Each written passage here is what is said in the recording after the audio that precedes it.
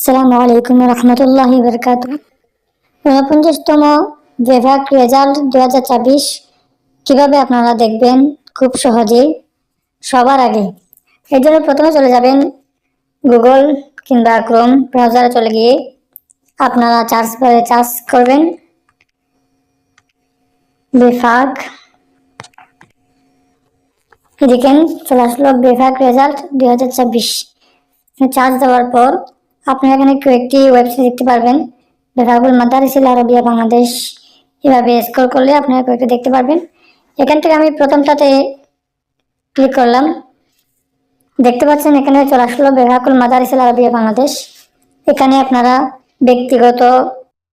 ব্যক্তিগত ফলাফল, মাদ্রাসাওয়ারি ফলাফল, মেধা তালিকা এভাবে দেখতে পারেন। প্রথমত আমি দেখাচ্ছি আপনাদেরকে ব্যক্তিগত ফলাফল। তাহলে এর জন্য আপনারা যেহেতু এখনো 49তম বিভাগ 2024 এর রেজাল্ট প্রকাশিত হয়নি, অবশ্যই ইনশাল্লাহ 26 রমজান 16 মার্চ প্রকাশিত হবে। তো আজকে 25 রমজান। তো এখন যেহেতু প্রকাশিত হয়নি তাই এখানে 2024 এটি আসেনি। তো আপনারা 2024 আসলে 2024 দিয়ে দিবেন। এরপর মারহালা নির্বাচন করবেন। ফজিলত, তাকমিল, সানাবে উলিয়া যে কোনো একটি আপনার মারহালাটি আপনি নির্বাচিত করবেন। সানাবে উলিয়া আমি দিয়ে দিলাম। এরপর আপনার রোল নাম্বার ইংরেজিতে লিখবেন। আমি দিয়ে দিলাম 1,16,277। এরপর আপনার রেজিস্টার নাম্বার দিয়ে দিবেন। আমি দিয়ে দিচ্ছি 19,917। আপনারা রোল নাম্বার ও রেজিস্টার নাম্বার ইংরেজিতে লেখার পর আপনার মারহালা নির্বাচন করার পর এবং কেন্দ্রীয় পরীক্ষা নির্বাচন করার পর 2024 নির্বাচন করার পর আপনারা অনুসন্ধান করুন, এখানে ক্লিক করবেন।